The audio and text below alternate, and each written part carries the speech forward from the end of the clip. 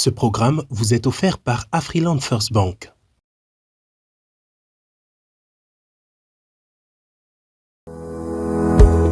Madame, monsieur, bonsoir. Très heureux de vous retrouver sur Vox Africa dans le cadre de cette quinzaine consacrée à la République de Guinée.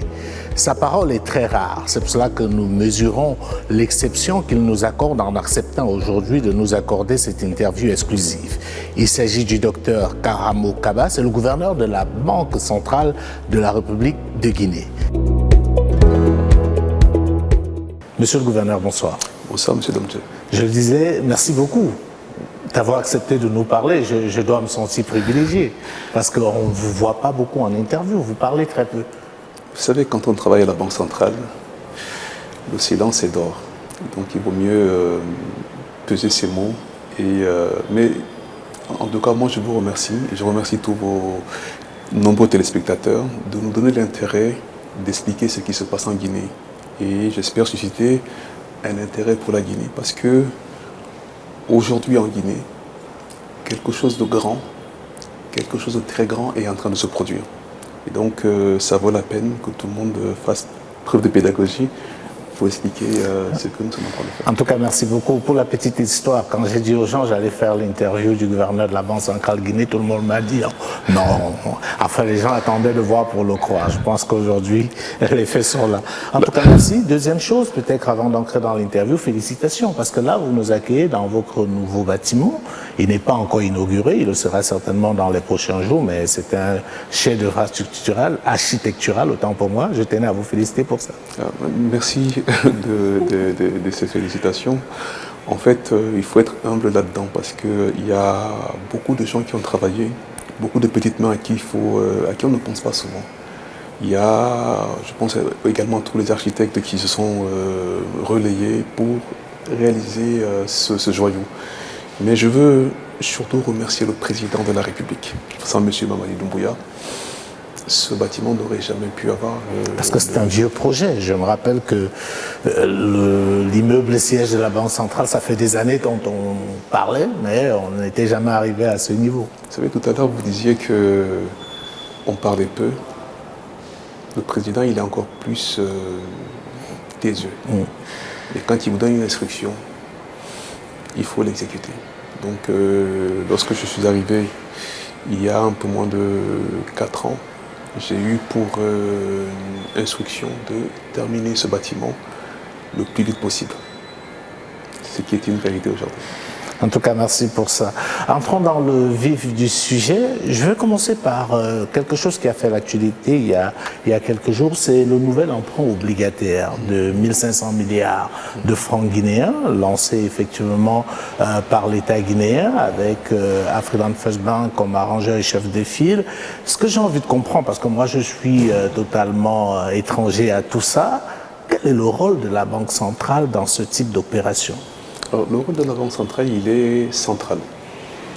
En fait, c'est nous qui faisons office de teneur de marché, dans la mesure où nous donnons les informations aux banques qui participent à l'opération et nous assurons également la livraison des titres en question et nous assurons également le règlement et la conservation. Donc, nous sommes là pour inspirer confiance parce qu'il faut bien avoir en tête que 90 à 95% de ce marché est un marché bancaire. Et les banques sont supervisées par la Banque centrale. Donc c'est tout à fait nécessaire que nous soyons là pour assurer à la fois crédibilité et confiance. C'est-à-dire, en d'autres termes, s'il n'y a pas de banque centrale, il n'y a pas d'emprunt obligataire. C'est un peu la particularité de la Guinée. Sous d'autres cieux, c'est organisé différemment. Mais en Guinée, la Banque centrale est vraiment une pièce centrale. Alors j'ai envie de savoir, monsieur le gouverneur, qu'est-ce que vous pensez justement de ce mode de financement des emprunts obligataires? Parce que c'est le deuxième. En 2 ans, il y a eu un premier lancé en 2024, c'était 2000 milliards de francs guinéens. Cette fois-ci, en 2025, c'est 1500 milliards. Qu'est-ce que vous pensez de ce mode de financement qu'un État décide de choisir? Alors, je pense qu'il faut qu'on revienne déjà à quelques notions J'ai bien conscience que tous vos téléspectateurs ne sont pas docteurs en économie. Bien sûr. Encore qu'il ne faut pas être docteur en économie pour comprendre ce Non, que je vais vous faire confiance pour expliquer ça de manière assez simple. Alors, si vous voulez, au niveau de l'économie, vous avez 3 sortes d'agents. Donc les ménages, c'est-à-dire vous, moi, les entreprises et les États. Mais en termes financiers, vous avez 2 sortes d'agents. Des agents qui ont des besoins de financement et des agents qui ont des capacités de financement. Donc les ménages, parce qu'ils ont des revenus, ils consomment, ils payent des impôts, il y a ce qu'on appelle l'épargne. Même chose au niveau des entreprises. Donc les entreprises et les ménages sont dans la catégorie des agents à capacité de financement. Et l'État, parce que ses recettes sont structurellement inférieures à ses dépenses, donc les recettes qui sont collectées par les impôts, par la douane, par le trésor, sont inférieures aux dépenses. Donc les dépenses, c'est les salaires des fonctionnaires, par exemple. C'est tout ce qui est investissement en infrastructure. Oui, c'est par exemple tout ce qui est, par exemple, plan de soutien, comme ce qui s'est passé en Guinée en 2014, lorsque nous avons eu le Ebola, ou en 2020, lorsqu'on a eu la Covid. Donc tous ces éléments font que les dépenses de l'État sont toujours supérieures à ses recettes. Et donc l'État va se tourner vers les agents à capacité de financement. Et donc nous sommes dans un univers où les dons des pays avancés sont décroissants, baissent de façon drastique. Nous sommes dans un environnement où les taux d'intérêt ont considérablement augmenté. Nous sommes dans un environnement où les conditions d'octroi de crédit se sont considérablement durcies. Et donc lorsque vous êtes un État, il est préférable de vous tourner vers votre épargne locale. Donc très concrètement aujourd'hui en Guinée, nous avons un besoin de financement pour 2025 estimé à peu près à 17 000 milliards de francs guinéens. Et donc ça se décompose à peu près à 11 000 milliards de déficit public. Vous avez à peu près 3 500 milliards, c'est les intérêts de la dette et le remboursement du capital qui arrive à échéance. Et vous avez 3 500 milliards autres, c'est autre en fait. Voilà. Donc c'est très important pour l'État de se tourner vers l'épargne locale. Donc en Guinée, le ministère de l'économie et des finances, via le Trésor, a longtemps émis des bons du Trésor. Donc les bons du Trésor ont une maturité inférieure à 1 an. Donc pour vos téléspectateurs, ça veut dire que lorsqu'on émet un bon du Trésor, ça doit être remboursé à moins de 1 an. Et pour avoir un peu plus d'aisance, l'État peut émettre en Guinée des obligations du Trésor, et là les maturités vont de 2 à 5 ans. Et donc typiquement, l'emprunt dont vous parlez, c'est sur 5 ans. Donc avec un taux, un coupon de 11%, ce qui est pas mal compte tenu du fait que l'inflation aujourd'hui en Guinée est de 3%. Et voilà, donc c'est très important pour nos États aujourd'hui de se tourner vers nos épargnes. Est-ce qu'il n'y a pas une dimension aussi de souveraineté et d'indépendance? Parce que j'imagine que quand on fait appel à un emprunt obligataire, on a plus de marge de manœuvre pour choisir quel projet on finance. Alors que quand on fait appel aux bailleurs de fonds, généralement, ils ont un cahier de charges où ils ont rien. Est-ce que ce n'est pas aussi un avantage de mobiliser cette épargne locale, avoir la liberté de choisir ce qui est prioritaire? Exactement. Vous savez, cette année, la fête de l'indépendance a été placée sous le thème de la souveraineté économique. Donc nous, on entend pleinement exprimer notre souveraineté économique. Ça passe par la monnaie, mais ça passe également au niveau de la politique budgétaire. Donc comme vous l'avez dit, le dernier emprunt obligataire et celui-là, ça va être fléché sur les projets que nous avons jugés les plus prioritaires. Donc aujourd'hui en Guinée, ce dont on a besoin, c'est vraiment de décloisonner le pays, c'est d'augmenter la mobilité. Donc on va beaucoup investir dans tout ce qui est infrastructure routière, dans tout ce qui est pont. L'idée, encore une fois, c'est de fluidifier les échanges pour fluidifier le commerce et l'activité.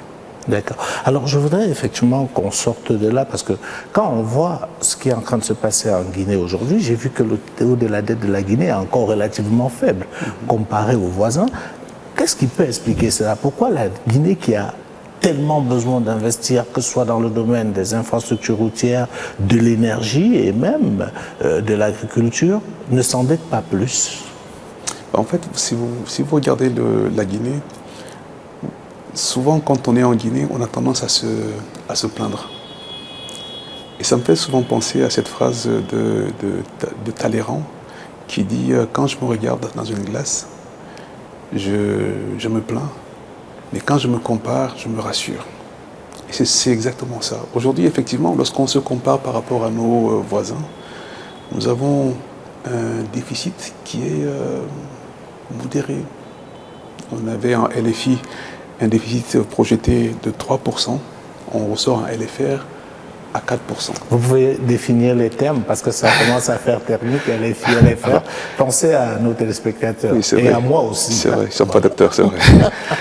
Donc la LFI, c'est la loi de finances initiale. Et donc en fonction des changements qui se passent au cours de l'année, le gouvernement revient au niveau du Parlement pour ce qu'on appelle une loi de finances rectificative. Donc au niveau de la loi de finances initiale, le déficit public prévu était de 3%. Le déficit public va ressortir à 4%. Pourquoi est-ce que nous avons un déficit faible et un endettement faible? Déjà parce que nous avons réussi à mobiliser les ressources. C'est quelque chose qui est très important. Il faut bien avoir en tête qu'il n'y a pas encore si longtemps, la Banque centrale était la variable d'ajustement du gouvernement. Donc quand l'État avait besoin de financement, on passait par la Banque centrale. Et donc nous créions de la monnaie qui n'était pas productive. Et cela découlait sur de l'inflation. Et on a connu des années, même des décennies. Il y avait des taux d'inflation vraiment très élevés. Donc c'est quelque chose que nous avons arrêté aujourd'hui. Nous avons été encouragés, nous avons été aidés en cela par nos amis du Fonds monétaire international. Donc on se comprend très bien. C'est-à-dire qu'avant, l'État faisait tourner la planche à billets sans véritablement se rassurer et sans prendre toutes les précautions. C'est ce que vous essayez de nous dire. Et que maintenant, on est un peu plus prudent. À partir du moment où la Banque centrale ne peut plus financer le déficit de l'État de façon illimitée, aujourd'hui, c'est quelque chose qui est très encadré. On ne peut pas aller au-delà d'un certain montant. Donc ça va pousser l'État en fait à augmenter les recettes. Donc il faut vraiment féliciter les douanes, les impôts et même le Trésor, puisque en l'espace de 4 ans, depuis que le président Doumbouya a pris le pouvoir, les recettes en Guinée ont doublé. C'est vraiment une performance qu'il faut noter. Ce que nous avons vu également, c'est que la croissance au niveau de la Guinée a beaucoup augmenté. Du fait de la résilience du secteur minier. Nous sommes un pays minier. Bien sûr. Et malgré toutes les crises qu'on a connues au niveau de la Covid, on a un secteur minier qui est resté très résilient. Ce qui nous a permis d'avoir un taux de croissance appréciable. Et donc stable. Des revenus pour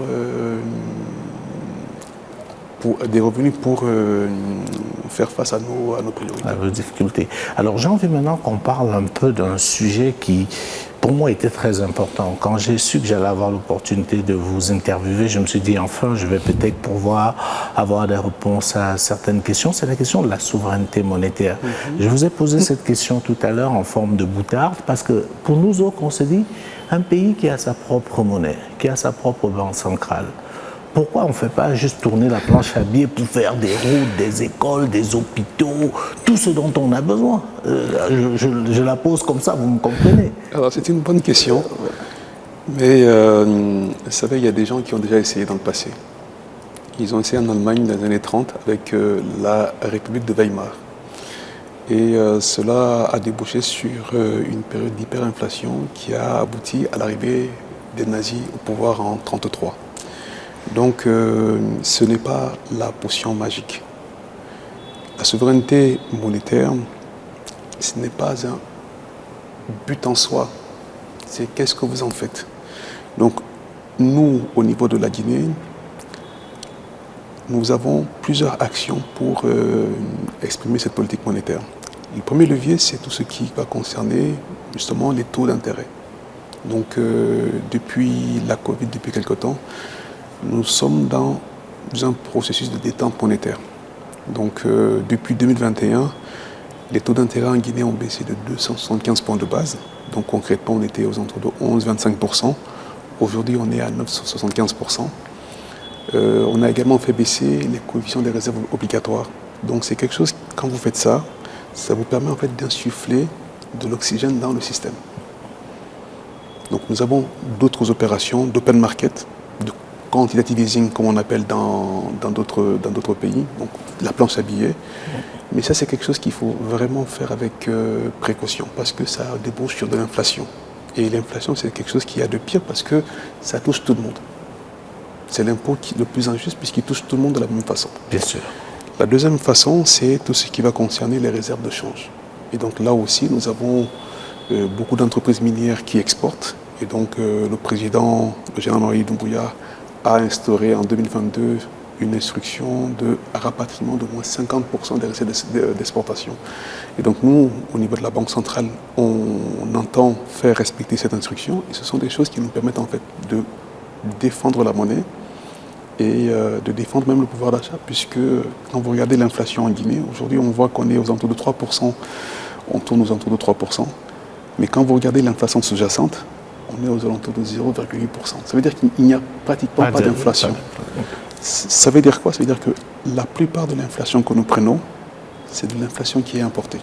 Donc c'est pour ça que c'est important pour nous d'avoir des taux de change importants, pouvoir défendre la valeur de la monnaie, de telle sorte que ça constitue en fait un bouclier monétaire. D'accord. Alors, que vaut la monnaie guinéenne aujourd'hui?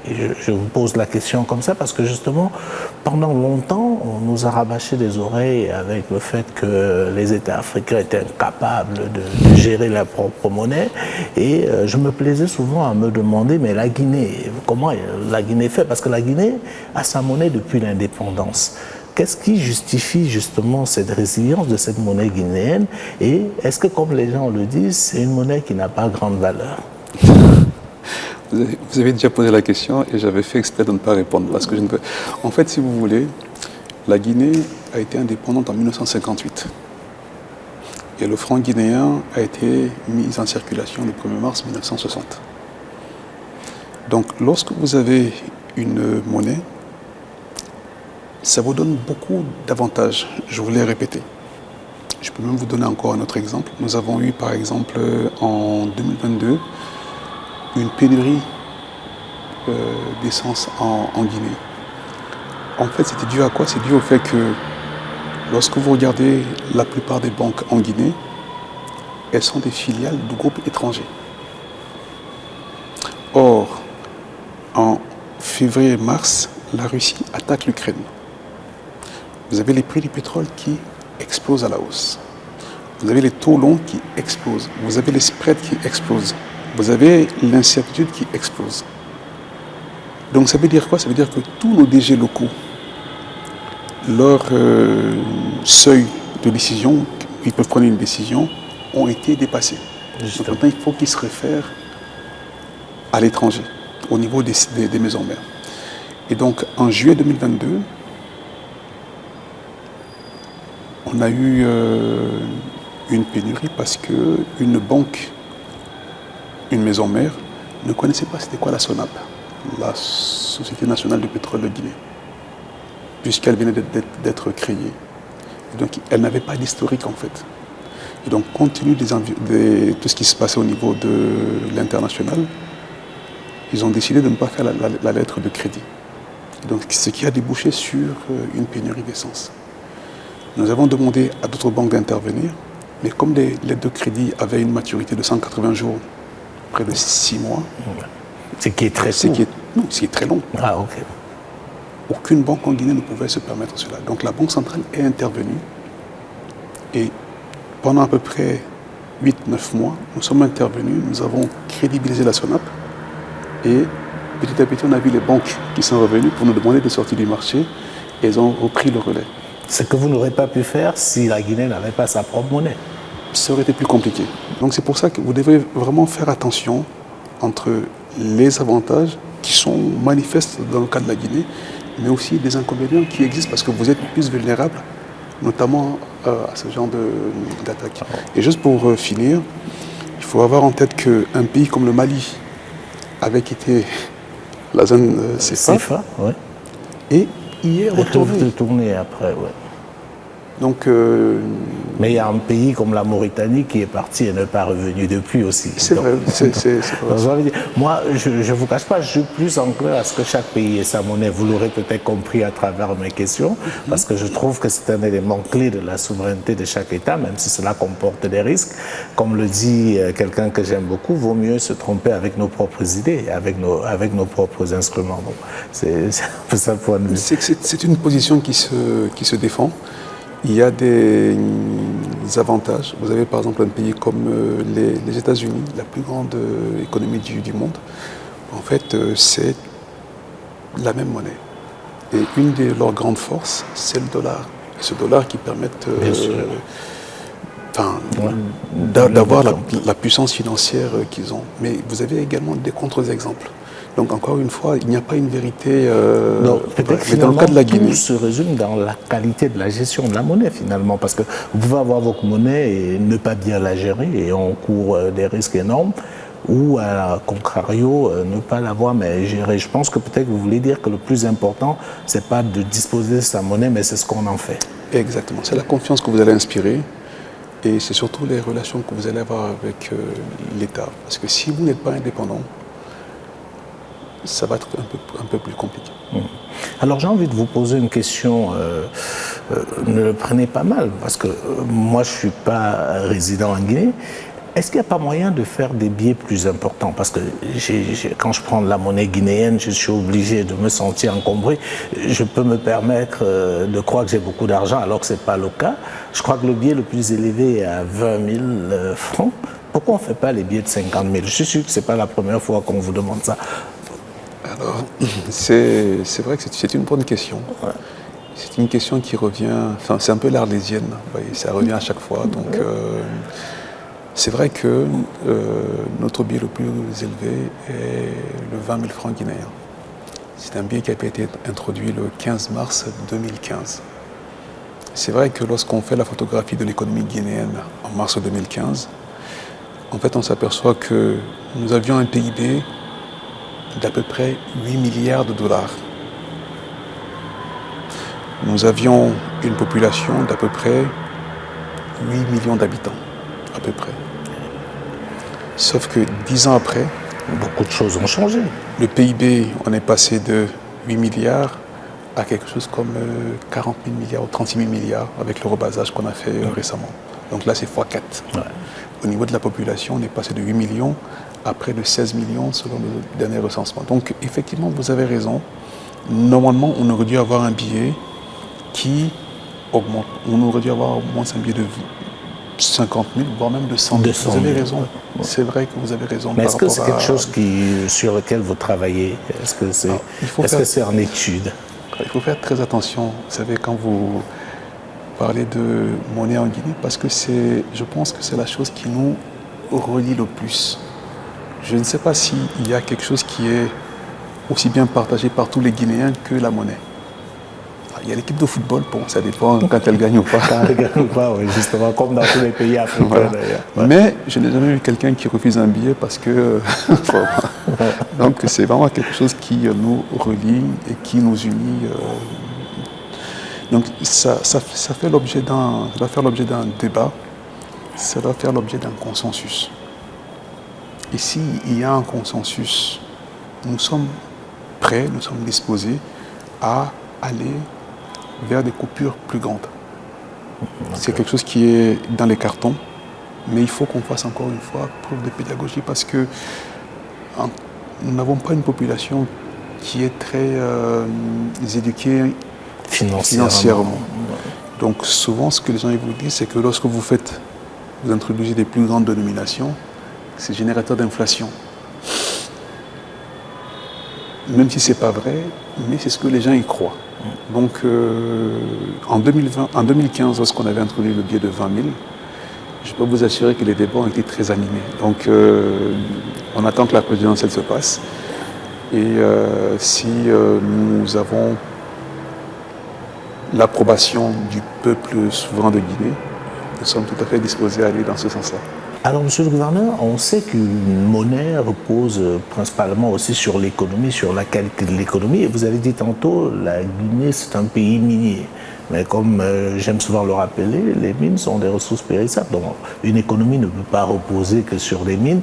Donc, vient la question de la diversification de l'économie guinéenne. Est-ce que c'est quelque chose qui, selon vous, est engagé aujourd'hui? Est-ce que c'est un challenge qui peut être relevé? Moi, je crois sincèrement à la diversification de l'économie guinéenne. Vous savez, cette fable du syndrome hollandais qui voudrait que les pays riches en matières premières ne profitent pas de leurs matières premières. Ouais. Pour moi, c'est une fable. Ce qui nous a manqué durant de nombreuses années, déjà, c'est un leader avec une poigne de fer. Sans démagogie, et pour avoir été très impliqué dans les négociations du projet Simandou, en tant que président du comité technique, sans la volonté du général Mamadi Doumbouya, ce projet Simandou serait resté dans les cartons. Surtout qu'il est dans les cartons depuis des décennies. Vous savez, j'étais encore jeune journaliste, qu'on parlait déjà de Simandou et tout, et ça n'avait jamais vu le jour. Et donc, nous avons un leader qui a une vision claire. Et cette vision, elle a été déclinée avec les 5 piliers du programme Simandou 2040. Donc, parmi les piliers, le premier, c'est l'agriculture. Moi, je crois beaucoup au potentiel agricole de la Guinée. Je crois énormément au potentiel agricole. Si vous voulez, un pays comme la Guinée, nous avons 111 fleuves ou rivières. Nous sommes surnommés le château d'eau de l'Afrique. Nous avons des terres arables à ne pas finir. Nous avons de l'eau en abondance. Avec de la volonté, nous pouvons être autosuffisants au niveau alimentaire très rapidement. Je crois véritablement à cela. Mais pour que cette diversification devienne une réalité, on va faire comme dans le judo, on va s'appuyer sur la force de l'adversaire, pas le contraire. L'idée est que la Guinée va rester pour de nombreuses années, de nombreuses décennies, une économie minière. Nous sommes un pays riche en bauxite. Premier producteur mondial de bauxite aujourd'hui dans le monde, devant l'Australie. Nous avons les réserves les plus importantes au monde. Et selon les rapports, la Guinée peut continuer à produire de la bauxite pour le monde pour les 500 prochaines années à elle seule. Donc, pendant de nombreuses années, nous allons rester malheureusement une économie minière. Ouais. Quand on sait qu'à côté de ça, il y a du fer, il y a le fer en quantité et en qualité aussi, c'est important. De l'or. De l'or aussi. Beaucoup d'or. En grande quantité. En grande quantité. Ouais. Et j'aime à le dire, cette année en Guinée, Noël est arrivé avant l'heure. Noël est arrivé le 11 novembre 2025 à 11h11 avec le lancement du méga projet Simandou. Ouais. Donc ce méga projet Simandou va nous permettre de capter des revenus substantiels. Selon les prévisions qu'on a faites, l'année prochaine, en 2026, donc première année d'exploitation, on s'attend d'avoir à peu près 650 millions de dollars. En 2030, il est prévu d'avoir à peu près 1,5 milliard de dollars. En 2040, il est prévu d'avoir à peu près 2,5 milliards de dollars. Avec cet argent, avec l'instruction de rapatriement de ces recettes d'exportation, non pas seulement pour l'or, non pas seulement pour la bauxite, non pas seulement pour le fer, mais pour tout le monde, nous allons pouvoir diversifier l'économie. Nous allons pouvoir financer plus facilement d'autres secteurs tels que l'agriculture, auquel je crois beaucoup en agriculture en Guinée, mais aussi au niveau des services. faut avoir en tête qu'en Guinée, l'âge médian, je pense que c'est la même chose dans la plupart des pays africains subsahariens, est de 19 ans. Donc nous avons une jeunesse qui est désireuse de consommation, qui veut consommer, qui veut construire la maison. Donc ce sont des choses qui vont contribuer fortement au niveau de l'activité au cours des prochaines années. Donc la vision du président, en tout cas, elle est là, elle est claire. Si vous regardez les 5 piliers, très honnêtement, ça veut juste se dire, pas juste les mines, mais diversifier l'économie. Alors, il y a un problème qui revient souvent en Afrique, c'est qu'on a pendant longtemps estimé qu'un pays très riche, comme la Guinée, est souvent paradoxalement pauvre. Certains ont même assimilé cela à une forme de malédiction, c'est-à-dire la malédiction du pétrole, du diamant, de la bauxite, parce qu'on voit ce qui est arrivé dans ces pays très riches. Est-ce que la Guinée ne court pas ce danger-là, que le fait aujourd'hui qu'il s'assume comme étant une vraie puissance minière, cela n'entraîne des convoitises qui pourraient effectivement conduire à des lendemains incertains? Très honnêtement, je ne le crois pas. En tout cas, avec l'administration actuelle, je ne le crois pas. Ça a pu être le cas dans le passé, mais quand on voit les orientations qui sont prises par cette administration, je ne crois pas à cela. Je vais vous donner un exemple. Je vous ai dit que nous étions premier producteur de bauxite. Quand vous regardez la courbe, elle est exponentielle. Mais lorsque vous regardez les revenus, c'est une courbe plate. Pourquoi? Parce que les administrations passées ont accordé beaucoup d'exonérations à ces compagnies. Et donc, récemment, je ne sais pas si vous avez vu, il y a eu un conflit qui a opposé l'État guinéen à GAC. Et c'est même allé jusqu'au retrait du permis minier de GAC. Bien sûr. Je ne dis pas que c'est ce qui va se passer, mais en tout cas, nous, au niveau de la Banque centrale, nous encourageons beaucoup l'État à renégocier. À protéger finalement les intérêts des Guinéens, parce que c'est le même problème dans plusieurs pays. On dit que le pays est riche, mais quand vous circulez, vous voyez des gens pauvres. On se demande, mais si le pays est si riche, que fait-on de l'argent de la bauxite, que fait-on de l'argent du fer, que fait-on de l'argent des autres mines?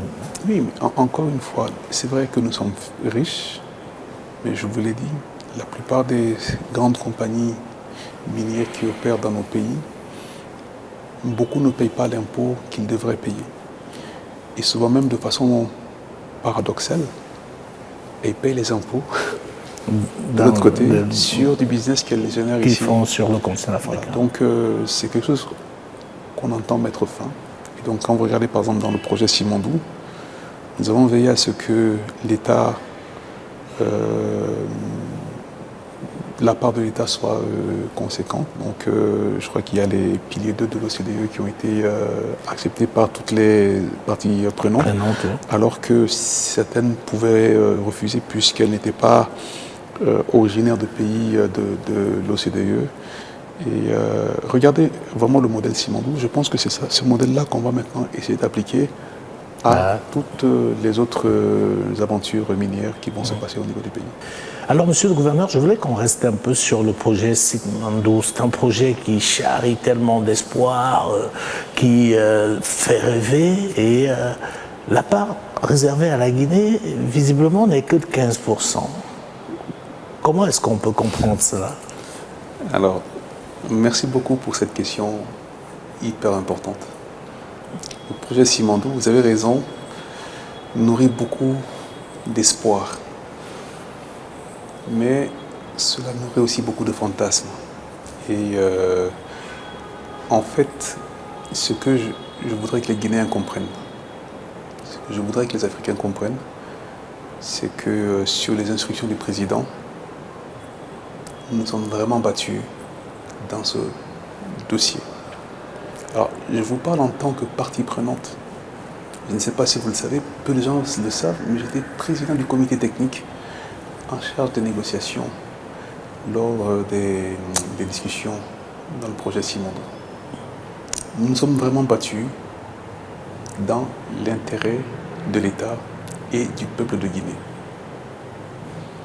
Je vous donne juste un exemple. Le train, par exemple, il ne va pas transporter que du produit, que du fer.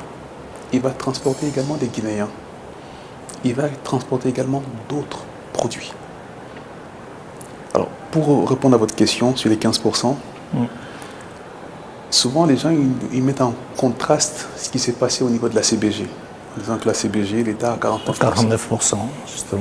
Tout à fait, ils ont raison. C'est vrai.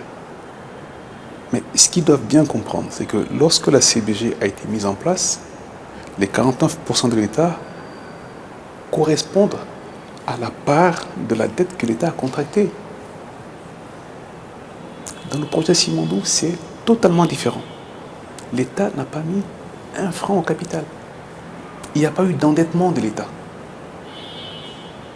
Mieux, l'État reçoit 15% non dilutif. Expliquez-nous ça en français simple. Non dilutif, ça veut dire quoi? Alors, en français simple, ça veut dire quoi? Ça veut dire qu'aujourd'hui, imaginez que le capital soit de 100%. L'État guinéen a 15%.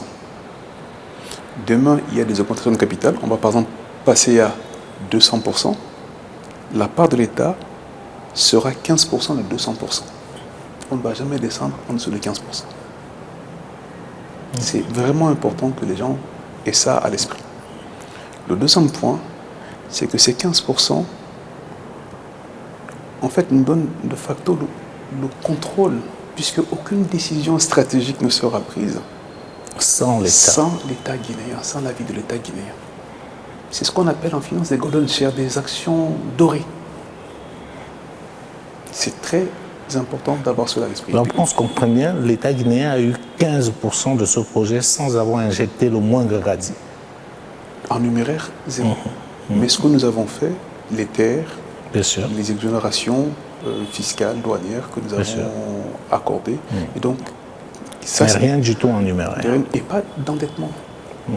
Mais surtout, ce que les gens doivent comprendre, c'est qu'aujourd'hui, c'est 15%.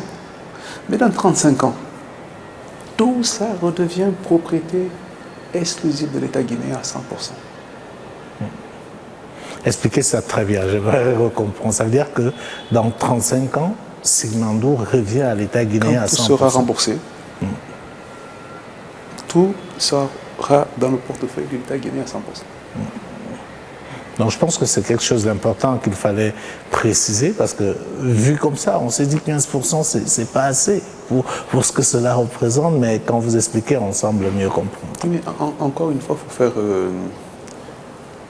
D'accord, l'État guinéen a 49% dans la CBG. Mais on n'est pas dans la même échelle. On ne vaut pas du plus grand projet minier au monde. Tout à l'heure, je vous ai dit que dans la première année d'exploitation, nous anticipions à peu près 650 millions de dollars. Je ne sais pas si la CBG a donné ça.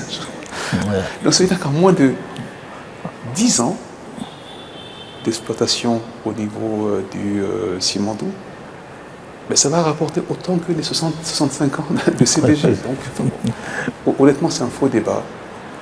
Et il faut vraiment que les gens aient en tête que l'État a été défendu. Et on a bataillé. Le comité stratégique, les membres du comité stratégique, il faut rendre hommage au ministre Djiba, qui est le directeur de cabinet, ministre-directeur de cabinet du président. Et qui a joué un grand rôle là-dedans.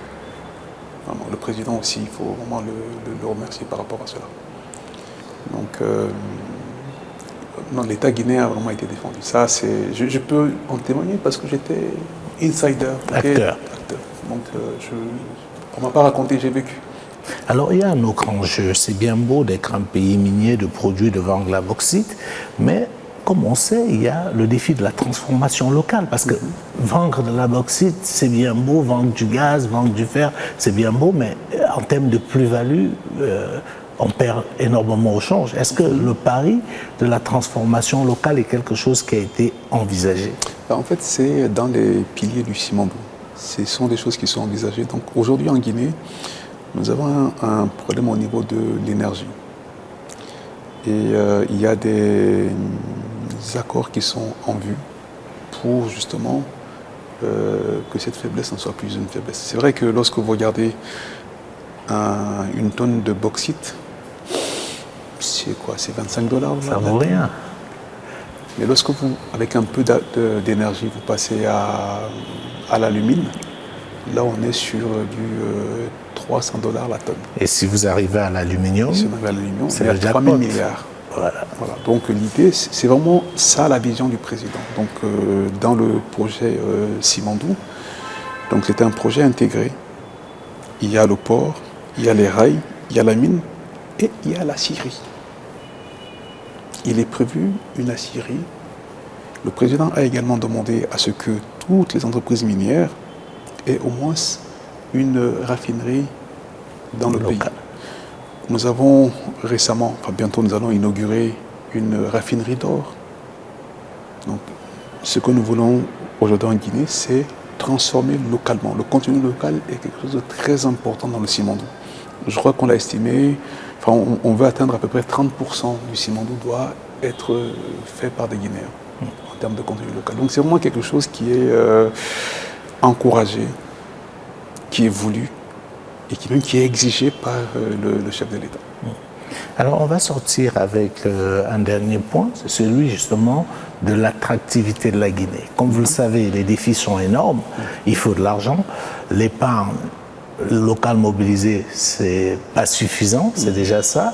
Les bailleurs de fonds, on connaît les contraintes et tout ce que cela peut impliquer, donc il faut d'autres investisseurs privés, que ce soit locaux ou étrangers. Alors comment on fait pour demander aux gens de venir investir en Guinée quand on connaît aussi ce qui a souvent été la réputation de ce pays, fait d'instabilité au niveau politique, fait de corruption, j'ai envie de dire généralisée. Est-ce qu'aujourd'hui, on peut dire, sans risque de se tromper, venez en Guinée, les choses ont changé? Alors, vous savez, votre question me fait un peu rigoler parce que nous sommes victimes de campagnes de désinformation et de dénigrement. Vous parlez d'instabilité. Pour moi, la Guinée est un des pays les plus stables d'Afrique. Vous parlez de corruption. Alors, là aussi, je n'ai pas l'impression qu'il y ait plus de corruption en Guinée qu'au Cameroun ou en Côte d'Ivoire. Enfin, ou en République démocratique du Congo, mais ce n'est pas parce qu'il y en a aussi ailleurs qu'on doit tolérer ça chez soi. Non, mais écoutez, encore une fois, je vous donne un exemple tout simple. Aujourd'hui, à Conakry, vous prenez votre passeport, vous allez à l'ambassade des États-Unis. Vous déposez votre passeport, on vous fait payer des frais de service. Bon, voilà. Le lendemain, on vous rend votre passeport, vous avez payé quelque chose. Vous faites la même chose dans une administration guinéenne, mais parce qu'on n'a pas mis les formes en disant frais de... On me dit corruption. Enfin, je ne suis pas en train de défendre... Mais non, je vous comprends très bien. Je suis totalement d'accord avec vous. Il y a un narratif tellement négatif sur la plupart des pays africains qui est construit, qui est voulu. Mais on vous a en interview parce que justement vous êtes une voix autorisée pour justement aussi dénoncer ça. C'est exactement ça que je voulais dire. Donc ce narratif, il ne faudrait pas que nous, Africains, on se mette à l'approprier. Enfin, cette indignation, on ne doit pas l'accepter. Qu'il y ait de la corruption, c'est vrai. On doit la combattre. On la combat en Guinée. Je vous rappelle que le président a mis en place la CRIEF. Qui n'existait pas. Qui est une cour de répression des crimes financiers. Exactement. Donc, au niveau des investisseurs internationaux, en fait, ils n'ont pas attendu. Ils sont déjà là. Ouais. Donc quand Rio Tinto, Baou, WCS viennent investir 22 milliards dans le projet Simandou, c'est qu'ils ont confiance dans la Guinée. C'est qu'ils ont confiance dans sa stabilité, c'est qu'ils ont confiance dans ses perspectives. C'est que le pays est attrayant. Et c'est vraiment ce message que moi je voudrais faire passer. Nous sommes un pays attractif. Moi, je dirais même très attractif. Quand je vois comment ça se bouscule, ça fait quelques jours qu'on est là en Guinée. J'ai été surpris de faire certaines rencontres. J'ai envie de dire que c'est comme si aujourd'hui, c'est l'un des slogans d'ailleurs, la Guinée notre paradis. La Guinée est notre considérée par certains comme un paradis aujourd'hui. Vous savez, les gens ils disent souvent que la Guinée n'attire pas, mais la Guinée retient. Tous les investisseurs qui sont venus en Guinée, vous demandez aux banques. nous avons un taux de rentabilité ROE, Return on Equity, de 22,5%. C'est parmi les plus élevés au monde. Si vous regardez aujourd'hui, nous avons, sur la période 2010-2019, le taux de croissance de l'économie guinéenne était d'à peu près 6,2%. Donc 2020, 2021, 2022, avec la Covid, donc on était en deçà de ça. 2023, avec l'explosion du dépôt pétrolier, on n'a pas pu atteindre cette moyenne. Donc cette année et l'année prochaine, nous allons être au-delà, voire même très au-delà de cette moyenne-là. Pour la décennie qui vient, nous allons avoir une décennie de prospérité au niveau de la Guinée avec le projet Simandou. Le projet Simandou, c'est quelque chose qui va remettre la Guinée sur les rails. Il faut vraiment que vous ayez cela en tête. Le deuxième point que je voudrais mentionner aux investisseurs, c'est qu'en venant en Guinée, votre capital il est vraiment préservé. Il est préservé à 2 points, au niveau de l'inflation et au niveau de la monnaie. Au niveau de l'inflation, sur la période 2010-2019, nous avions un taux d'inflation aux alentours de 11,2%. Donc depuis maintenant 2-3 ans, nous avons une inflation qui a significativement reflué. L'année prochaine, en 2026, le Fonds monétaire international, ce n'est pas la Banque centrale ou l'INS. Le Fonds monétaire international prévoit une inflation de 3% au niveau de la Guinée. Donc l'inflation a reflué dans les mêmes proportions que dans les pays avancés. Vous avez également une monnaie qui est stable, voire même qui s'apprécie. Si vous regardez depuis 2021, depuis la prise du pouvoir, le 5 septembre 2021 jusqu'à maintenant, vous allez voir qu'en Afrique, le franc guinéen est dans le top 3 des monnaies qui se sont le plus appréciées par rapport au dollar. Donc un investisseur qui vient investir en Guinée en dollars, en rapatriant ses bénéfices, non seulement il a gagné de l'argent parce que je vous ai dit avec la croissance, Bien sûr, mais également avec l'effet change. Donc c'est la raison pour laquelle nous, au niveau de la Banque centrale, notre travail il est facilité. En début d'année 2025, nous avions des réserves de change qui étaient estimées à peu près à 1,2 mois d'importation. À l'instant où je vous parle, en mois de septembre, fin septembre, nous avions des réserves de change estimées à 3,3 mois. Nous avons pu faire cela sans assistance. Oui, et je vous confirme cela parce que ça crée aussi un problème logistique. Je me suis rendu compte en circulant à Conakry qu'il y avait plein de conteneurs parqués dans des endroits et je demande au chauffeur, il dit non, apparemment il n'y a plus de place au port, donc on est obligé aujourd'hui de parquer des conteneurs. Je vous fais l'anecdote parce que justement ça corrobore exactement ce que vous dites. Il y a une dynamique qui est là, qui est indéniable. Il faut vraiment être de mauvaise foi. Même les gens qui sont de mauvaise foi, ils vont nous trouver autre chose comme critique, mais ils ne vont pas nous critiquer par rapport à la croissance parce qu'elle est vraiment là. C'est la raison pour laquelle une agence de notation comme Standard & Poor's nous a donné en notation inaugurale un B+, avec un outlook, avec des perspectives stables. Mais je pense qu'avec ce que je vous ai dit, la mise en place du Simandou, le 11 novembre 2025, avec les perspectives de croissance qui vont être révisées, parce que je pense que le Fonds monétaire, avec les 10,5% qu'ils prennent pour l'année 2026, ils sont très bas. Nous, on a des prévisions plus élevées. Je pense qu'ils vont relever à la hausse leurs prévisions. Si nos prévisions d'inflation restent basses, si nous continuons à la Banque centrale de baisser les taux d'intérêt tel qu'on le fait, si les réserves continuent à s'accumuler, il n'y a pas de raison que Standard & Poor's n'améliore pas la notation de la Guinée. Pour terminer, je sors avec vos secteurs. L'une des choses qui m'a frappé ici en Guinée, c'est le nombre d'établissements de crédit ou de banques. 22. Comment est-ce que vous analysez cela? Parce que moi, je connais des pays africains qui ont le double de la population de la Guinée, qui ont un certain nombre d'infrastructures et un certain nombre de choses, mais qui n'ont pas autant de banques. Qu'est-ce qui justifie ce nombre impressionnant de banques en Guinée? Alors, tout à l'heure, je vous ai dit que nous avions un taux de rentabilité des fonds propres qui était parmi les plus élevés au monde. On est à 22,5%. Ça a un peu baissé. Avant, on était à 25%. Bon, on reste à 22,5. C'est parmi les Ça plus va. élevés au monde. Donc, ça attire. Ça attire parce que vous avez des groupes qui sont venus et qui ont vu que ça marchait. Donc, la concurrence fait que ça vient. Mais un autre élément qui peut expliquer cela, c'est le fait que malgré le nombre, nous avons encore un marché qui est énorme parce qu'on a un taux de bancarisation qui n'est pas très élevé. On est aux alentours de 20-25%. Enfin bon, Il y a encore de la place. il y a encore beaucoup de place. Un autre élément qui peut expliquer ce nombre, c'est le fait que, en fait, pour ouvrir une banque en Guinée, vous n'avez pas besoin de beaucoup de capital. C'est 200 milliards de francs guinéens. Je pense que dans quelques années, peut-être même dans quelques mois, on pourrait augmenter. Élever ça. Ça va pas faire plaisir aux banquiers, hein, mais bon. Ça ne fera pas plaisir aux... Mais je ne vois personne quitter la Guinée. Quand vous faites 22% de ROE, quand vous êtes dans un marché qui va croître à 2 chiffres au cours des 5 à 10 prochaines années, avec une monnaie stable, avec des taux réels positifs, vous n'avez aucune raison de quitter. Aucune intention de partir. Monsieur le gouverneur, je veux vous remercier.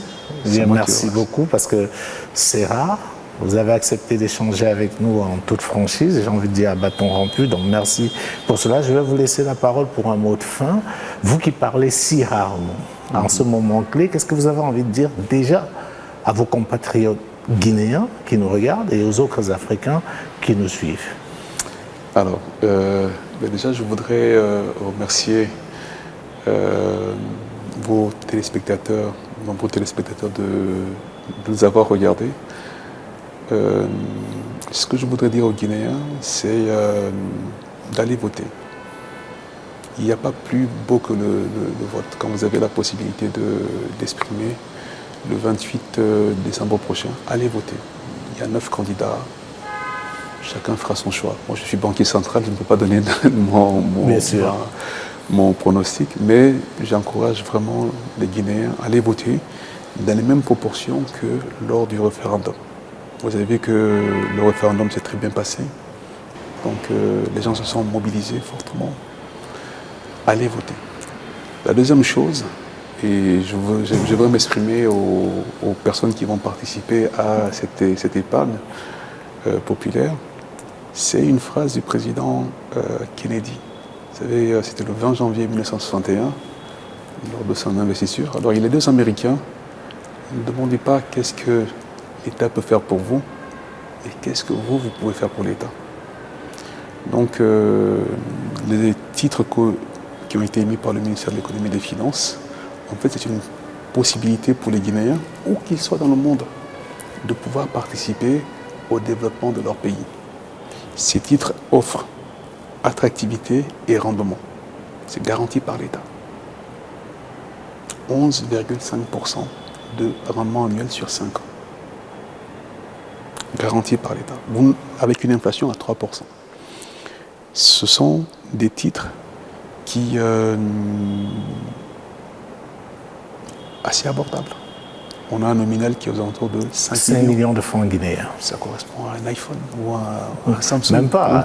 C'est un mauvais iPhone, à 5 millions de francs guinéens. Et donc, avec un mauvais iPhone, avec le prix d'un mauvais iPhone, vous avez la possibilité de pouvoir participer au développement de votre pays, à la modernisation de votre pays. Parce qu'encore une fois, cet argent-là, ce n'est pas de l'argent qui va servir au fonctionnement.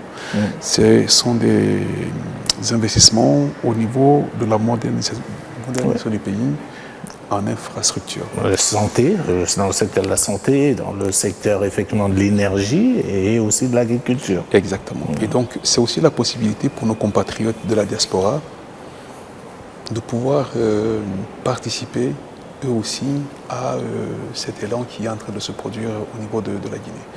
Donc ce que je voudrais dire aux Africains, c'est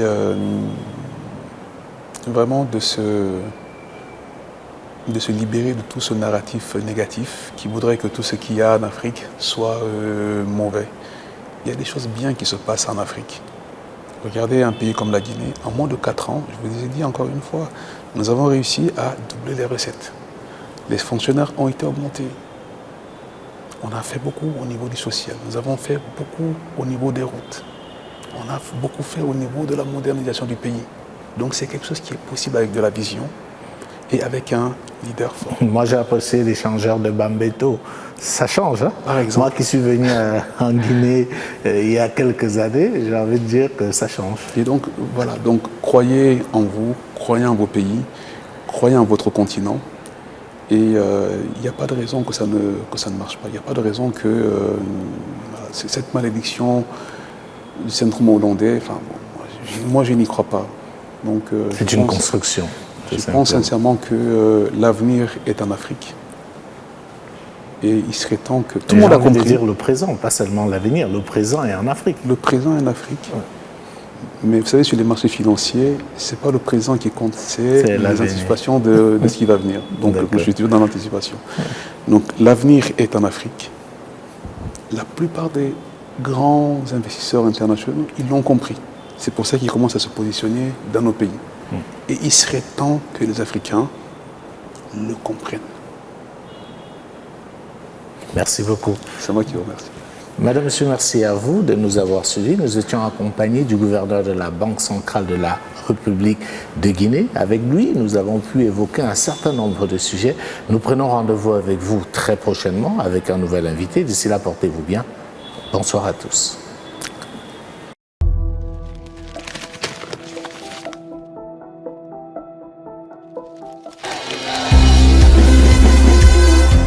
À partir du lundi 1er décembre 2025, Vox Africa ouvre une fenêtre exceptionnelle sur la Guinée, tous les jours à partir de 21h GMT, du 1er au 15 décembre 2025. Une programmation événement à ne pas manquer sur Vox Africa.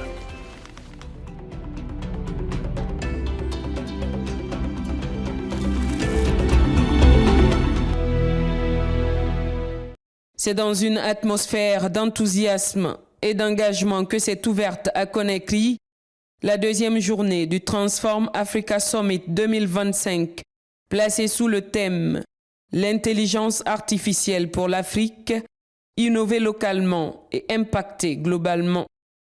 Après une première journée marquée par la présence du président de la République de Guinée, Mamadi Doumbouya, et du président rwandais Paul Kagame, lors du lancement officiel du sommet, cette journée a été dominée par un autre moment fort, le lancement du pilier 3 du programme Simandou 2040, consacré aux nouvelles technologies, un axe majeur du développement socio-économique durable et responsable de la Guinée. Sous la présidence du ministre Djiba Diakité, président du comité stratégique de suivi du projet Simandou, et ministre directeur de cabinet de la présidence, la cérémonie a mis en lumière la vision du président Mamadi Doumbouya. Faire du numérique un levier de souveraineté, de création, de richesse et de compétitivité nationale. Je tiens à saluer l'engagement de Smart Africa Alliance et de tous ceux qui, par leurs efforts, œuvrent à faire du numérique le levier de développement durable du continent africain. Transform Africa Sunu est un carrefour d'idées, un laboratoire de solutions africaines pour un futur façonné par l'intelligence artificielle. C'est ici que se dessine, année après année, la géographie numérique de l'Afrique de demain. Le moment que nous vivons n'est pas une cérémonie de plus, c'est un acte institutionnel fort, celui du lancement officiel des composants technologiques du pilier numéro 3 du programme de développement socio-économique, durable et responsable, Simandou 2040. Ce lancement marque une trajectoire d'action publique structurée, chiffrée, mesurable. Il engage notre pays dans la durée avec un objectif clair, connecter le territoire, renforcer notre compétitivité logistique et affirmer notre souveraineté numérique en assumant notre souveraineté politique et économique. Le programme de développement socio-économique durable et responsable, Simandou 2040, c'est une boussole nationale. Elle traduit la volonté du chef de l'État, le président Mamadi Doumbouya, de transformer nos ressources en leviers productifs, nos ambitions en résultats et nos promesses en actifs réels pour le bien-être du peuple souverain de Guinée. Pour le ministre, la réussite de cette ambition passe avant tout par la formation d'une ressource humaine compétente, d'où la création de Simandou Academy, véritable pépinière de talents guinéens. Il s'agit selon lui de faire du numérique un levier pour construire des services souverains. Le programme repose sur le capital humain à travers l'initiative Simandou Academy, dédiée à l'excellence éducative, de recherche et de l'innovation, articulée autour de trois objectifs fondamentaux. L'excellence, promouvoir l'excellence dans l'éducation, dans la recherche et l'innovation en République de Guinée, à travers la création d'établissements de référence. L'image du Britannique militaire en est une illustration éloquente. Le deuxième objectif de Simandou Academy, pour le capital humain, au moins pour les 15 prochaines années, c'est les infrastructures modernes. Concevoir et bâtir des infrastructures éducatives de dernière génération, répondant aux standards internationaux d'une éducation de qualité. Des espaces de recherche dédiés, à titre d'exemple, la Cité des sciences de Guinée. Le dernier objectif de Simandou Academy, c'est des partenariats stratégiques. Tisser des liens avec les meilleures écoles, les meilleures universités, les meilleures entreprises en Guinée et à l'étranger. Simandou Academy permettra donc d'accélérer la mise en œuvre du programme Simandou 2040, notamment le plus étroit, infrastructure, transport et technologie. Le ministre a également invité à transformer les idées discutées lors du Transform Africa Summit en actions concrètes au bénéfice de la jeunesse guinéenne et africaine, comme ce fut le cas du méga-projet Simandou, pensé et concrétisé le 11 novembre dernier. Le volet technologique de ce projet repose sur 4 leviers.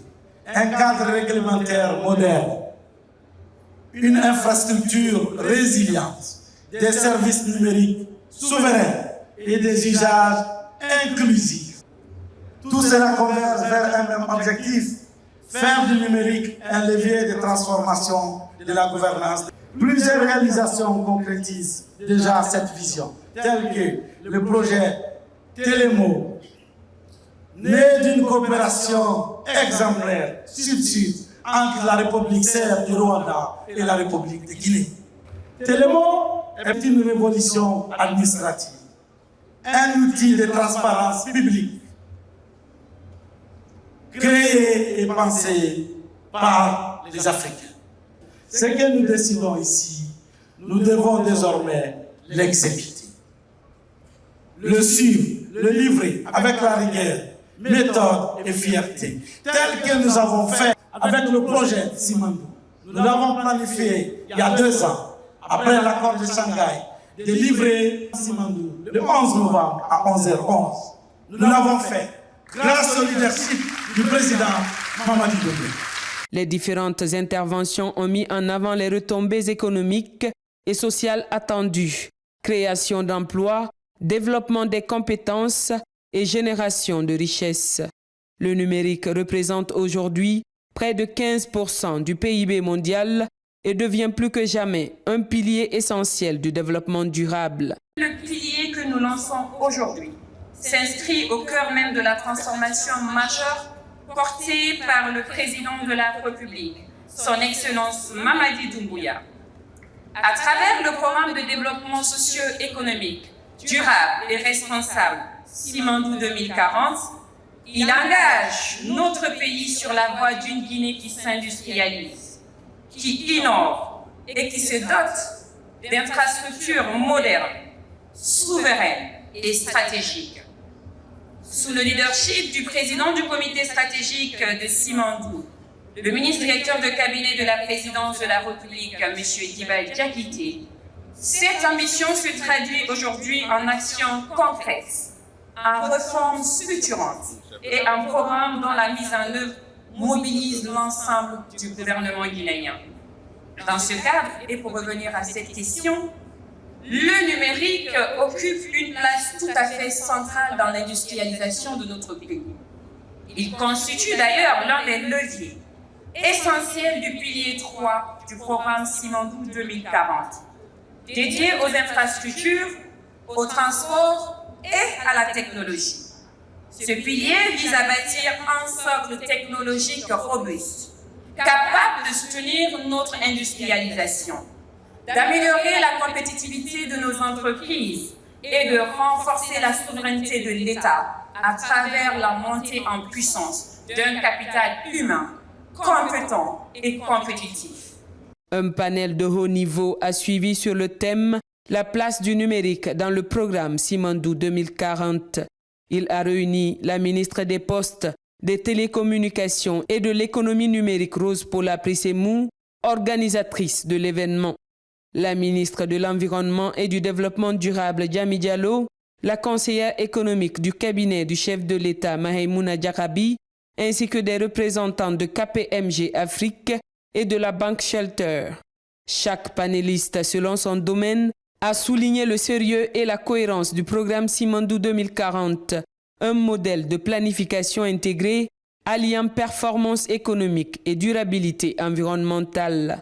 Tous s'accordent à dire que le numérique n'est plus une option, mais une nécessité pour accélérer la transformation structurelle de la Guinée et du continent.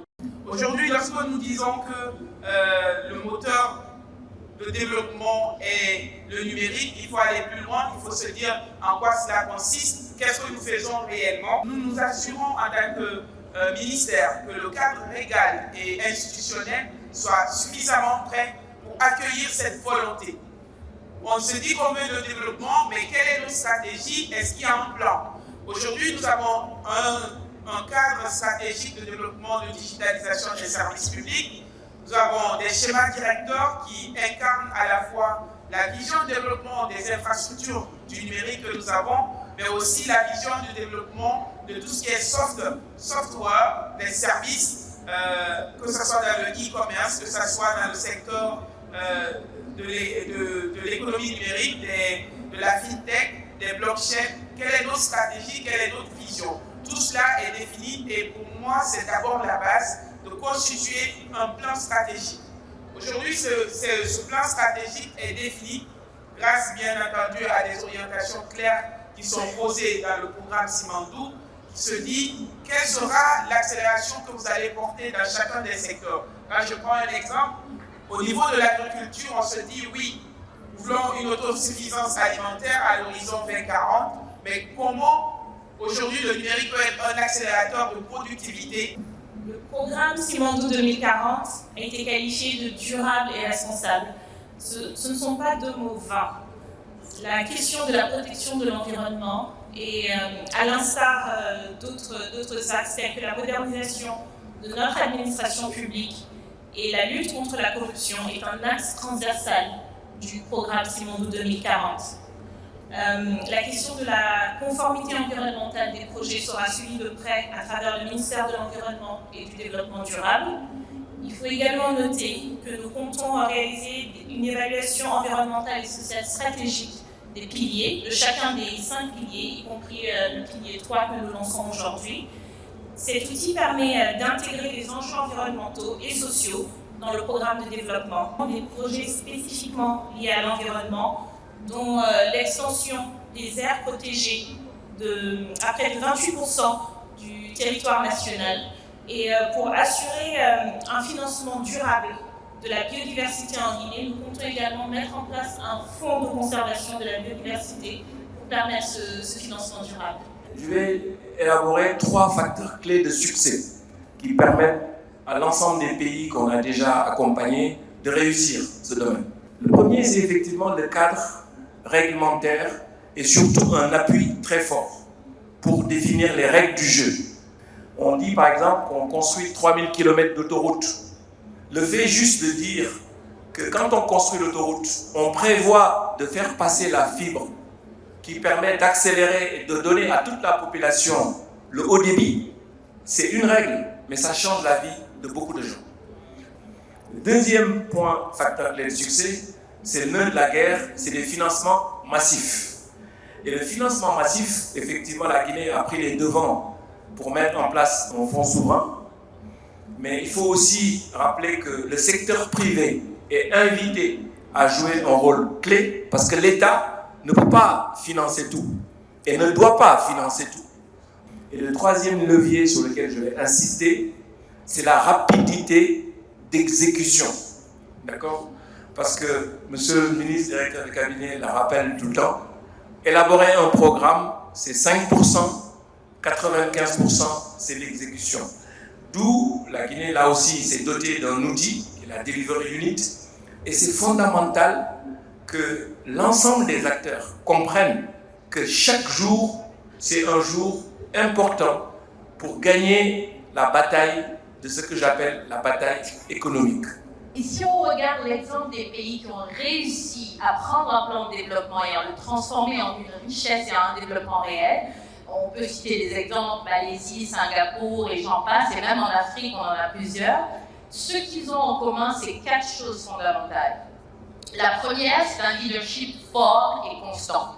Et ça, ici, on a quand même la chance d'avoir un leadership qui ne tremble pas, qui n'a pas peur de prendre les décisions difficiles et le courage de pousser là où c'est nécessaire.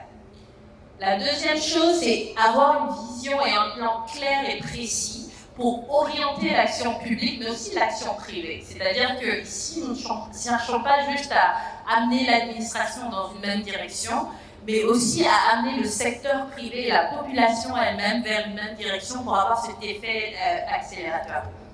Donc c'est ce qu'on veut réellement mettre en place avec la Delivery Unit, qui aura ces raccordements dans chaque ministère, où pour tous les projets dont vous entendez parler, on va s'assurer qu'il y a un suivi rapproché, et je préviens tout le monde, ça ne va pas être plaisant, pas pour la première année. Mais une fois que c'est fait, c'est la nouvelle façon de travailler en Guinée. La Guinée montre l'exemple aux autres pays en termes de développement intégré, mines, infrastructures, mais aussi développement humain et développement économique. Ça, c'est très important. Nos pays doivent prendre leur destinée en main. Et c'est ce que la Guinée a prouvé au reste de l'Afrique. Donc, dans ce cadre-là, nous, dans notre institution en secteur Afrique, nous accompagnons les États à développer des villes intelligentes.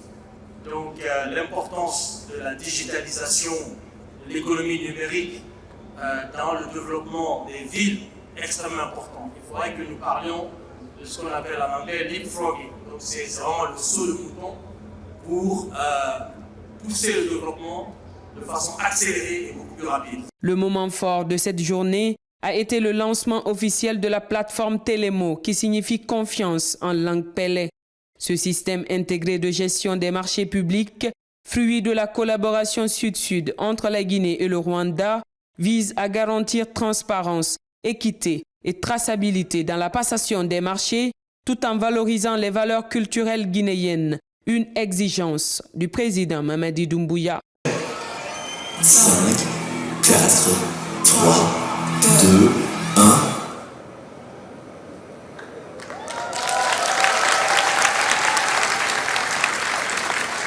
Que le pilier 3 du programme Simandou que nous venons de lancer, cela signifie qu'il y a une mise en œuvre qui a démarré, une unité d'exécution de projet qui est en œuvre depuis maintenant plus de 2-3 ans et qui travaille. Et c'est dans ce sens que nous avons la matérialisation de certains acquis, dont une plateforme nationale de passation des marchés publics pour améliorer l'égalité aussi. Au nom de la République du Rwanda, l'ambassadeur Sebera Michel a salué la coopération exemplaire entre les deux pays, rappelant les nombreux accords déjà signés et réaffirmant la volonté de renforcer le partenariat stratégique avec Conakry. Ce lancement illustre la vision partagée par nos deux pays, celle d'une Afrique qui investit dans l'innovation, la transformation numérique et les infrastructures modernes pour bâtir une prospérité durable. Le Rwanda et la Guinée ont déjà posé un jalon important dans ce domaine à travers la signature de plusieurs accords de coopération, notamment dans le ICT, la gouvernance numérique, la modernisation des services publics. Aujourd'hui, avec le programme Simandou 2040, la Guinée démontre une ambition remarquable. Faire des technologies dédiées au développement économique et social au bénéfice des citoyens et de toute la région. La journée s'est achevée par une visite des stands d'exposition où le ministre directeur de cabinet et sa délégation ont découvert les solutions numériques développées par de jeunes entrepreneurs africains porteurs d'initiatives concrètes pour un continent connecté, compétitif et autonome. Le Transform Africa Summit 2025, c'est avant tout une plateforme panafricaine qui rassemble gouvernements, entreprises et innovateurs pour faire du numérique le moteur du développement du continent. Avec le lancement du pilier 3 du programme Simandou 2040, la Guinée s'affirme comme un acteur clé de la transformation digitale africaine, fidèle à la vision d'un État moderne et souverain. Faire de la République de Guinée un pays industrialisé et émergent à l'horizon 2040, telle est l'ambition affirmée du président Mamadi Doumbouya à travers le programme de développement socio-économique et responsable Simandou 2040. Ainsi, à Riyad, la capitale saoudienne, la Guinée poursuit sa marche résolue vers l'industrialisation. Conduite par le ministre du Plan et de la Coopération internationale, la délégation guinéenne participe à la 21e session de la conférence de l'Organisation des Nations Unies pour le développement industriel ONUDI. Un rendez-vous stratégique pour les nations engagées dans la transformation structurelle de leurs économies. En marge des travaux, la Guinée s'est une nouvelle fois distinguée. Le ministre guinéen du Plan et de la Coopération internationale a été reçu par son homologue saoudien pour la signature d'un protocole d'accord de partenariat général. Cet accord vise à renforcer la collaboration entre les deux pays, notamment dans la planification économique, la formation de cadres et le développement institutionnel, en parfaite cohérence avec l'initiative Simandou Academy, destinée à renforcer le capital humain guinéen. Cette signature majeure s'inscrit dans la dynamique impulsée par la visite du président Mamadi Doumbouya à Riyad il y a quelques années. Une visite au cours de laquelle le prince héritier de l'Arabie saoudite avait donné instruction à ses équipes de raffermir davantage les relations avec la Guinée. Aujourd'hui, ces engagements se matérialisent par des actions concrètes et une coopération renforcée. Lors des échanges bilatéraux, un moment fort a particulièrement retenu l'attention. Le ministre saoudien de l'économie et de la planification a salué la structure et l'ambition des 5 piliers du programme Simandou 2040, allant jusqu'à les assimiler aux 5 piliers de l'islam. Une comparaison hautement symbolique qui témoigne de la profondeur du respect qu'inspire la vision guinéenne. La coopération entre Conakry et Riyad ne cesse de se consolider. Les autorités saoudiennes ont salué les avancées de la Guinée, notamment sa notation B+, symbole d'un retour de confiance des institutions financières internationales. La convergence des visions est frappante. Vision 2030 pour l'Arabie saoudite, Simandou 2040 pour la Guinée. 2 trajectoires ambitieuses portées par des dirigeants déterminés où le développement durable, l'industrialisation et la valorisation du capital humain sont des priorités communes. La rencontre entre les 2 ministres s'est soldée par un échange de présents dans une ambiance de parfaite cordialité. Au Convention Center du Ritz-Carlton de Riyad, la délégation guinéenne a pris part à la cérémonie d'ouverture de la conférence de l'ONUDI. Un moment fort où les défis de l'industrialisation mondiale ont été au centre des échanges, avec un focus particulier sur l'Afrique comme nouveau pôle de croissance. Autre étape essentielle, la rencontre avec la Banque arabe pour le développement économique en Afrique, partenaire historique de la Guinée dans les secteurs des infrastructures, de l'énergie, de l'agriculture et du développement social. On est vraiment content de notre partenaire avec Badia. Notre coopération avec Badia est au beau fixe. Nous voulons vraiment, au-delà de ce qui est, mais aussi augmenter la participation de Badia avec le nouveau plan de développement qui est composé de 122 méga-projets, mais aussi 36 réformes que nous devons faire pour les 15 prochaines années. Nous voulons faire maintenant un partenariat global avec la coordination des fonds arabes. Donc, avec le plan de développement, nous souhaiterons proposer ça à la coordination des fonds arabes à Vienne l'année prochaine, Inch'Allah. Avec la coordination des fonds arabes, on est tombé d'accord qu'ils vont faire un package global pour l'accompagnement de la Guinée. Les discussions ont également porté sur l'intensification des appuis dans les secteurs prioritaires, notamment les infrastructures, l'agriculture, l'énergie et les projets sociaux. En tout cas, nous, à la BADEA, on est très ravis de recevoir Monsieur le ministre et la délégation qui l'accompagne. Les relations entre la BADEA et la Guinée sont des relations qui remontent très loin dans les années 70. Donc, parmi les premiers pays bénéficiaires depuis pratiquement la création de la BADEA, avec pas mal de 70 opérations et un montant pratiquement de 480 millions approuvés.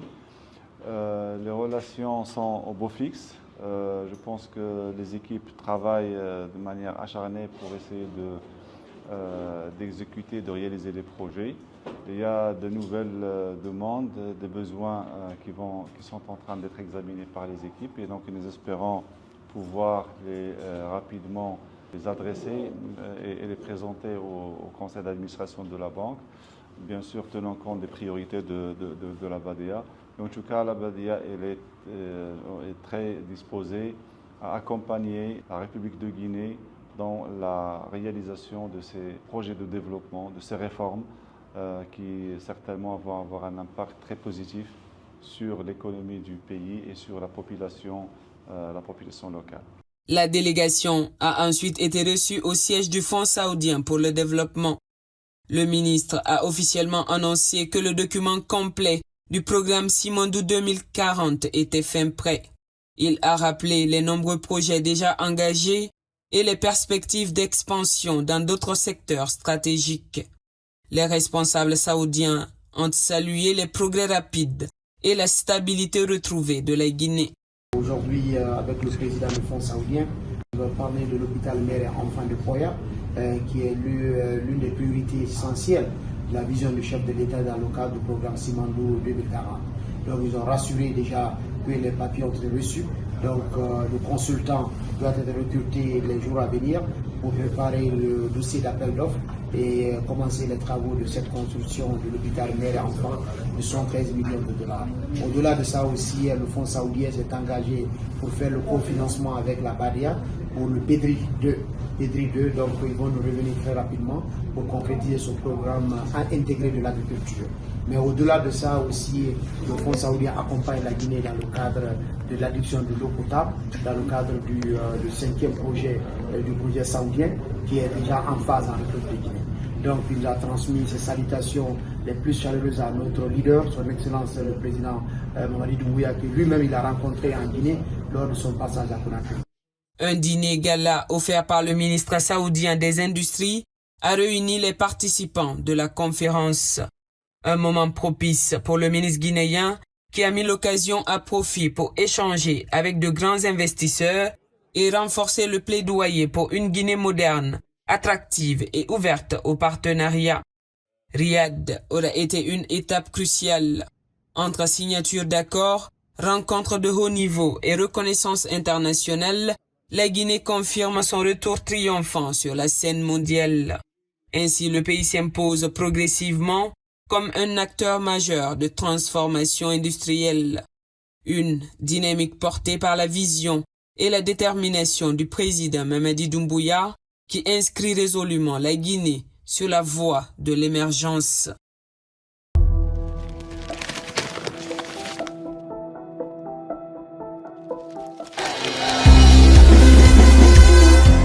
À partir du lundi 1er décembre 2025, Vox Africa ouvre une fenêtre exceptionnelle sur la Guinée. Que chaque franc investi produise un impact mesurable sur nos concitoyens. Nous avons le devoir d'accompagner cette dynamique. C'est d'abord un acte de dignité, un acte de souveraineté et un acte d'indépendance. Donc compter sur nous-mêmes avant d'attendre de pouvoir compter sur les autres. Pendant 15 jours, retrouvez une programmation spéciale, une immersion au cœur d'un pays en mouvement. La Guinée bouge. On a un autre Mamadi qui est pragmatique. Il a du résultat. Tu l'aimes ou tu l'aimes pas, il a du résultat. 1000%, je vais le soutenir. Je le soutiens. Je le soutiens, c'est pas au hasard.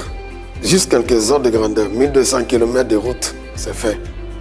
Les hôpitaux régionaux en construction. L'assainissement de la fonction publique par le retrait des fictifs, c'est fait. Reportages, enquêtes, interviews exclusives, des regards croisés pour comprendre, analyser et décrypter la Guinée d'aujourd'hui. La Guinée a toujours eu une gestion très prudente de la dette parce que l'essentiel d'abord c'est la solvabilité. Nous devons être à même de faire face à nos responsabilités, de faire face aux engagements que nous prenons en levant cette dette. Nous devons décréter notre modèle de développement intérieur bâti sur nos valeurs. Ce qui a pu être fait en 3 ans, ça n'a jamais été fait dans ce pays. Nous avons pu, conformément à la vision du chef de l'État, en tenant compte de nos richesses, mais également à notre spécificité, bâtir une vision. Tous les jours, à partir de 21h GMT, du 1er au 15 décembre 2025, une programmation événement à ne pas manquer sur Vox Africa.